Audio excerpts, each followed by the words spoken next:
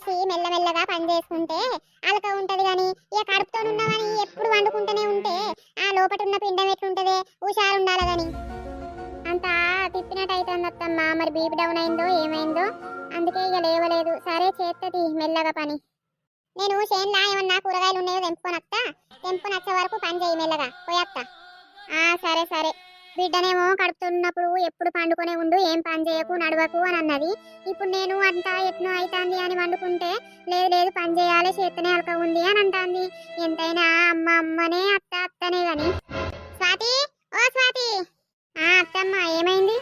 చేనులో పోయి వచ్చిందే, ఒక్క కూరగాయలు కూడా లేవు. పందులు పాడగాను టమాటాలు కాస్తే పందులు తిన్నట్టున్నాయి. ఇంత ఎల్లిపాయ కారం నూరుపో. అబ్బా అత్తమ్మ 2-3 రోజులకెళ్ళి ఎల్లిపాయ కారమే అవుతుంది, కడుపంతా మండుతుంది అత్తమ్మ.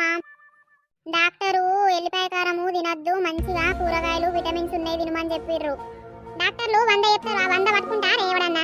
మరి ఇక కూరగాయలు చేనులో లేకపాయే, ఊళ్ళో కూడా అమ్మరాకపాయే. ఇక మరి నీ మొగునికి ఫోన్ చేసి చెప్పు తెమ్మని ఏమన్నా. అయినా నా మాట వినరత్తమ్మ. కోడిగుడ్లు తినబుద్ధి అవుతుంది అత్తమ్మ. ఒక 2 తెచ్చుకొని వండుకోవాలా? నీ మందం నువ్వు వండుకుంటే అయిపోతుందా? మావేం తింటాడు, నేనేం తింటా, నీ మొగడేం తింటాడు మరి? సరే తీగ తెచ్చుకోను గాని. దీనికి కోడిగుడ్ల కూర కావాలట. కడుపుతోటి ఉన్నా అని అన్ని కడుపు నిండా తిందామని చూస్తాంది. మల్లక్క, ఓ మల్లక్క ఉన్నవా? ఏమైందేనా